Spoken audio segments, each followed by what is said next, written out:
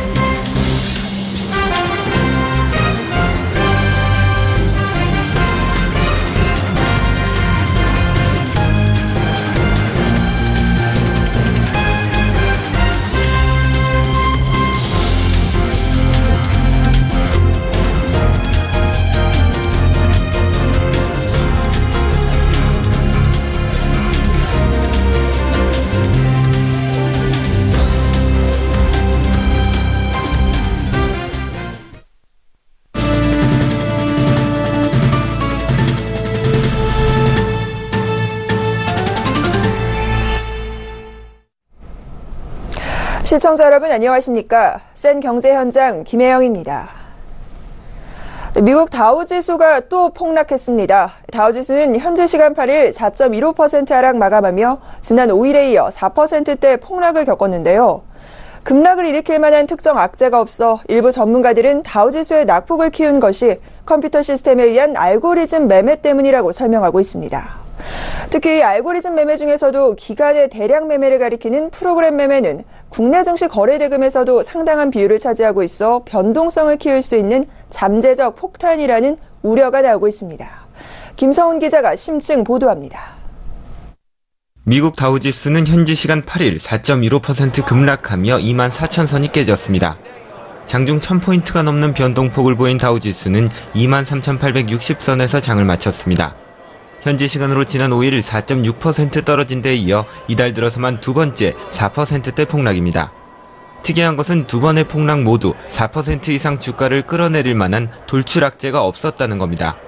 일부 전문가들은 주가를 끌어내린 범인으로 알고리즘 매매를 지목합니다. 알고리즘 매매란 컴퓨터 프로그램으로 설계된 특정 논리 구조에 따라 주식을 자동으로 매매할 수 있도록 하는 주식 거래 방식입니다. 개인 투자자들의 경우 최근 이슈가 되고 있는 로보어드바이저 등을 통한 ETF 상품 거래 등을 예로 들 수 있습니다. 기관이나 외국인 투자자들이 수십 종목씩 묶어서 컴퓨터 프로그램으로 자동 매매를 하는 프로그램 매매도 알고리즘 매매의 일종입니다. 사람의 주관이 들어가지 않기 때문에 객관적이고 편리한 매매법이지만 한꺼번에 매매가 이루어질 경우 증시 변동성 확대의 뇌관이 될 수 있습니다. 미국 현지 시간으로 지난 5일 1.2% 정도 하락하던 다우지수는 변동성 지수가 30을 넘은 오후 3시 불과 10분 만에 3.5% 이상 급락했습니다. 변동성 지수 30선을 매도 조건으로 설정했던 알고리즘 매매 물량이 쏟아져 주가 하락폭을 키운 겁니다. 아트 호건 빌리 FBR 수석 애널리스트는 미국 증시에서 컴퓨터가 차지하는 비중은 50에서 60%에 달한다며 시장이 이날처럼 극도로 큰 변동성을 보이면 컴퓨터 거래 비중이 90%까지 확대된다고 설명했습니다. 우리 증시도 알고리즘 매매로 인한 변동성 위험에서 자유롭지 않습니다. 특히 매매 물량이 커 변동성 확대에 영향을 줄 수 있는 기관과 외국인의 프로그램 매매의 경우 코스피 거래에서 차지하는 비중이 꾸준히 높아지고 있습니다. 한국거래소에 따르면 거래대금 기준 코스피 시장에서의 연평균 프로그램 매매 비중은 지난 2016년 20%를 넘었고 지난해에는 22.47%를 기록했습니다. 자본시장연구원은 프로그램 매매 비중이 8%였던 지난 2005년 보고서를 통해 프로그램 매매가 증시 변동성에 악영향을 줄 수 있다는 분석을 발표한 바 있습니다. 금융당국은 현재 사이드카 제도를 통해 선물 시장에서 변동폭이 5% 이상일 경우 프로그램 매매를 제한하는 규제를 두고 있습니다. 하지만 이를 1회 한정이며 장마감 40분 전에는 발동할 수 없다는 조건 때문에 프로그램 매매로 인한 변동성 확대 예방에 한계가 있다는 지적이 나옵니다. 서울경제TV 김성훈입니다. 검찰이 연이틀 은행을 압수수색하며 채용비리 수사에 속도를 내고 있습니다. 제2금융권까지 검사를 확대하기로 한 금융감독원은 금융회사 채용비리 신고센터를 운영하며 제보를 받기 시작했습니다. 정치권에서는 채용비리를 일으킨 최고 경영자에 대한 처벌이 쉬워지도록 법을 고치려는 움직임까지 나오고 있습니다. 금융회사들은 채용비리 사건이 경영 자율성을 옥죄는 올가미가 될 수 있다며 전전긍긍하는 모습입니다. 정훈규 기자입니다. 금융당국과 검찰이 금융회사들의 채용 비리에 대한 압박 수위를 높이는 가운데 정치권도 거들고 나섰습니다. 김혜영 더불어민주당 의원 등 11명은 금융지주 회장에 대한 제재가 쉬워지도록 은행법 일부 개정 법률안을 발의했습니다. 개정안은 은행의 대주주는 그 은행의 이익에 반하여 대주주 개인의 이익을 취할 목적으로 은행의 인사 또는 경영에 부당한 영향력을 행사하는 행위 등을 해서는 안 된다는 현재 조항에서 대주주 개인의 이익을 취할 목적으로라는 문구를 삭제했습니다. 대주주는 일반적으로 오너를 뜻하지만 은행법상 대주주에는 금융지주 회장이 포함되는 것으로 해석됩니다. 개정안은 개인적 이익이 확인되지 않으면 처벌이 어려웠던 금융지주 회장에 대한 제재 실효성을 높인 겁니다. 실제 은행권의 채용비리 문제가 최초로 제기됐던 우리은행의 이광구 전 행장에 대한 구속영장이 개인의 사익을 취하지 않았다는 이유로 기각되기도 했습니다. 그러나 채용비리에 대한 사회적 분노 속에 발의된 개정안이 국회를 통과하면 금융사들의 자율성을 훼손하고 관치의 그늘만 더 키울 수 있다는 우려가 나옵니다. 법이 개정되면 자의적으로 판단할 수밖에 없는 부당한 영향력이라는 기준으로 경영진이 처벌받을 수 있기 때문입니다. 더욱이 업계가 걱정하는 것은 개정안의 처벌 범위가 이번에 문제가 된 채용 비리에만 국한되지 않는다는 겁니다. 금융권의 한 관계자는 모든 경영 판단이 해석하기에 따라 엮으면 그냥 엮이는 셈이라며 앞으로 시키는 대로 할 수밖에 없다고 말했습니다. 특히 오너 체제가 아닌 은행권의 경영진은 정부는 물론 정치권, 또 노조 등 수많은 벽에 부딪히는 경우가 많은데 부당한 영향력이라고 건건히 제동을 걸면 버텨낼 사람이 없다는 겁니다. 서울경제TV 정훈규입니다. 근로시간 단축을 놓고 대기업과 중소기업의 온도차가 뚜렷합니다. 대기업은 예행연습에 들어가며 화답하고 있지만 중소기업에서는 엄두도 못 낸다는 볼멘 소리가 나오고 있습니다. 앵커 리포트입니다. 산업계 화두는 근로시간 단축입니다. 이르면 7월부터 주 68시간에서 52시간으로 근로시간 단축을 앞두고 있습니다. 대기업들은 벌써 예행연습에 들어갔습니다. 첫 테이프는 삼성전자가 끊었습니다. 현재 최대 근로시간을 52시간으로 줄여 전체 임직원을 대상으로 시행하고 있습니다. SK하이닉스는 52시간 유연근무제 시범 운영에 돌입했습니다. 임직원들의 생활 패턴 등을 고려해 최적의 근무 시간을 찾게 한다는 취지입니다. 향후 시행될 근로시간 단축의 부작용을 최소화하는 해법 찾기에 나선 겁니다. 한화큐셀은 노동시간을 주 42시간으로 단축하고 500명을 추가로 채용하기로 했습니다. 문재인 대통령이 모범적 사례라고 칭찬하며 진천 공장에 직접 방문하기도 했습니다. 이처럼 대기업은 분주하게 움직이고 있지만 중소기업은 사정이 전혀 다릅니다. 최저임금 인상 여파가 채 가시기도 전에 근로시간 단축이라는 파고를 맞게 된 겁니다. 현재 중소기업은 사람을 구하지 못하는 구인난에 시달리고 있습니다. 그런데 시간까지 줄면 일감이 넘쳐도 공장을 돌릴 수 없고 결국 매출 감소의 고통을 겪게 될 것은 불보듯 뻔한 상황. 설사 사람을 구한다고 해도 추가 인건비가 증가하는 만큼 영세한 중소기업의 경영난은 가중될 수밖에 없습니다. 중소기업의 현실을 반영하지 못한 채 일과 삶의 균형을 의미하는 워라밸을 외치며 근로시간 단축을 강행하겠다는 정부. 오히려 대기업과 중소기업 근로자 사이에 삶의 질마저 양극화로 이어지는 것 아니냐는 우려가 나오는 이유입니다. 서울경제TV 김혜영입니다. 미니 재건축으로 불리는 가로주택 정비 사업을 추진할 때 그동안엔 주택 일부가 도시계획도로에 접해 있어야만 사업을 추진할 수 있었습니다. 하지만 앞으로는 도로에 접하지 않더라도 사업 추진이 가능하도록 제도가 개선됐는데요. 이에 따라 소규모 주택 정비 사업이 활성화될 것으로 전망됩니다. 보도에 정찬신 기자입니다. 오늘부터 빈집 및 소규모 주택 정비에 관한 특례법이 시행됐습니다. 기존 도로를 유지하면서 소규모로 재건축이 이루어졌던 가로주택 정비 사업 등이 활기를 띨 것으로 관측됩니다. 이 사업은 재건축, 재개발과 달리 기존 주거지의 도시 기반 시설을 유지하기 때문에 미니 재건축 사업으로 불립니다. 사업지 주택수가 20채 이상이고 집주인 80% 이상 동의를 받으면 시장 군수의 허가로 사업 추진이 가능합니다. 다만 기존엔 사업 추진을 위해 주택 일부가 도시계획도로에 접해 있어야 했지만 이제는 도로에 접하지 않더라도 사업 추진이 가능합니다. 정부가 늘어가는 빈집 문제를 해결하기 위해 규제를 완화한 겁니다. 통계청에 따르면 전국 빈집은 106만 9천 채로 전체 주택의 6.5%에 달합니다. 5년마다 이루어지는 인구주택 총조사 결과를 보면 지난 5번의 조사에서 빈집은 꾸준히 늘고 있습니다. 특히 이 특별법엔 자율주택 정비사업이 처음 도입됐습니다. 2명 이상의 집주인이 모여 주민 합의체를 구성하면 시장 군수의 허가를 받아 조합 없이 낡은 주택을 개량하거나 신축할 수 있는 겁니다. 업계에선 소규모 정비사업이 활기를 띨 것으로 전망하면서도 소음과 안전 문제 등의 관련 민원이 늘어날 것으로 우려하고 있습니다. 특히 이제 도로와 관련된 규제 부분들이 완화가 되면 건축하기에는 사업주 입장에서는 좀 수월해집니다. 다만 지금은 집을 한 채 짓더라도 주변 여러 가지 민원이라든지 이런 부분들을 건축주가 해결해야 될 부분이 많기 때문에 이러한 사업들이 많이 늘어나게 되면은 실제적으로 지자체에서 그러한 관련된 민원들이 발생할 수 있는 여지가 굉장히 많고요. 늘어가는 빈집을 방치하기보단 새로 짓거나 개량하는 등의 방법으로 주택 공급을 늘릴 수 있습니다. 특히 수급 불일치로 집값이 오른 지역의 경우 대안이 될 수 있을 것으로 관측됩니다. 서울경제TV 정창신입니다.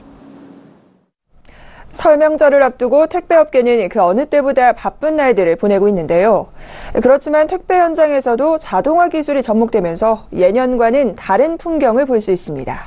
이보경 기자가 현장에 다녀왔습니다. 설 연휴를 앞둔 택배터미널. 택배기사들에게는 전쟁과도 같은 시기지만 올해 설은 예년보다 한산한 모습입니다. 자동 분류기기를 도입한 덕분입니다.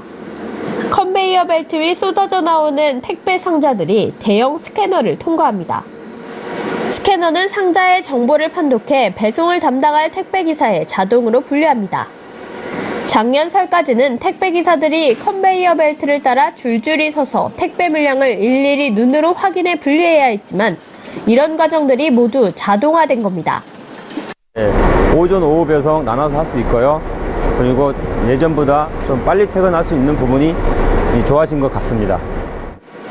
올해 설 기간 물동량은 지난해보다 20에서 25% 정도 증가할 것으로 관측되고 있습니다. 올해는 2월에 설이 있어 신학기와 졸업이 겹쳐 물량이 늘은 데다 귀향을 하는 대신 선물로 대신하는 풍토가 확대된 영향입니다.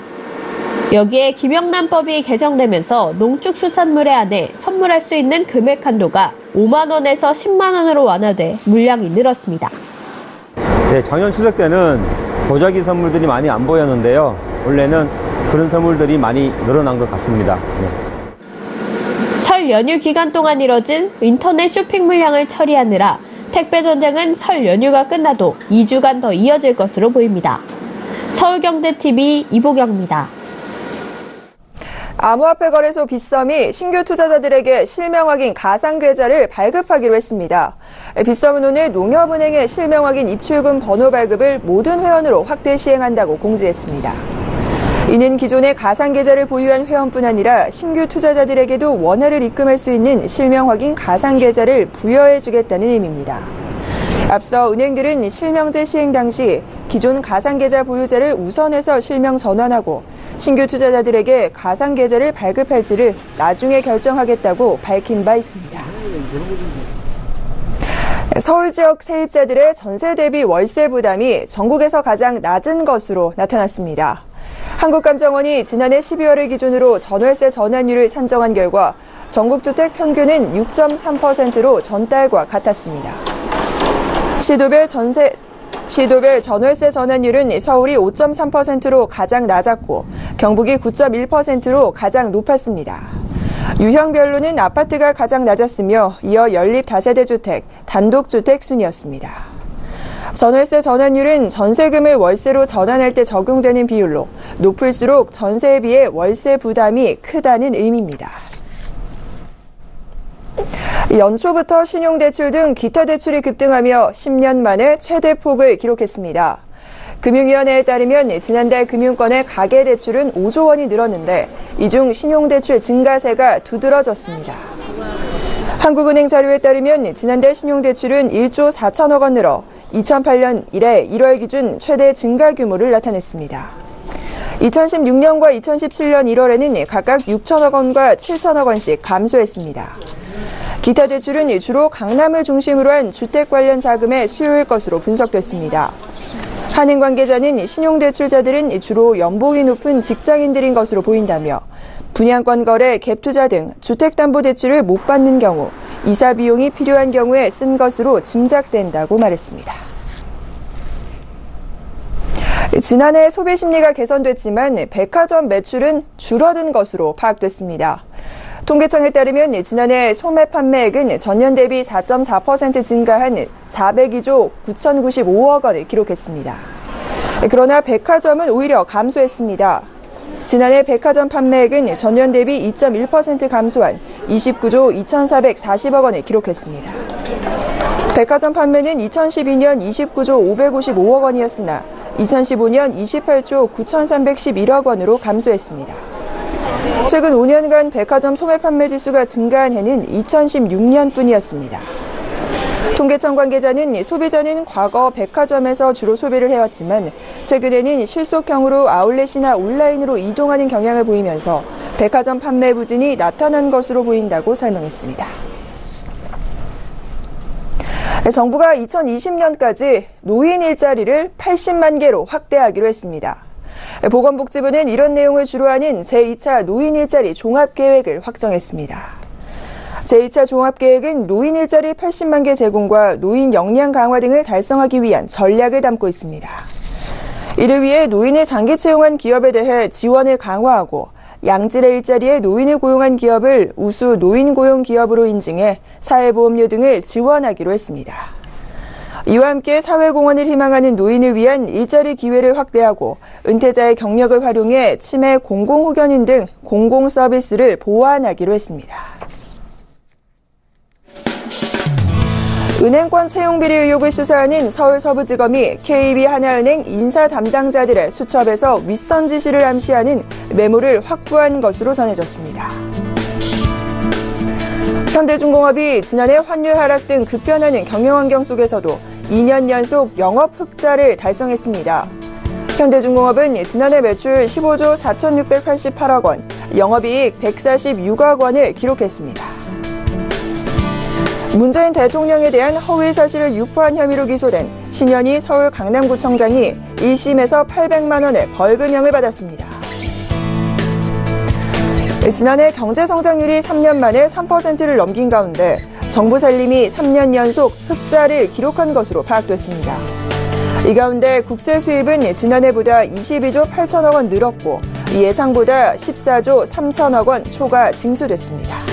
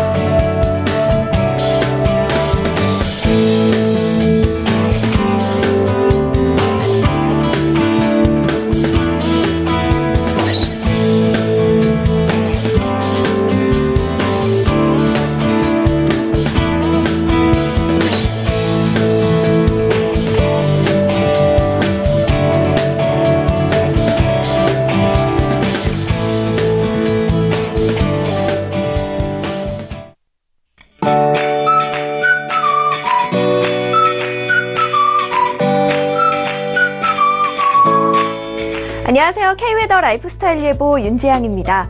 기다렸던 평창 동계올림픽이 드디어 시작됩니다. 개회식이 열리는 저녁 시간대에는 대체로 흐리겠고요. 개회식장의 기온은 영하 4도로 예상돼 그동안의 한파는 주춤하겠습니다. 하지만 체감온도가 영하 10도까지 떨어질 것으로 보여 따뜻한 옷차림이 필요하고요. 미세먼지 농도도 높아서 마스크를 준비하시는 게 좋겠습니다.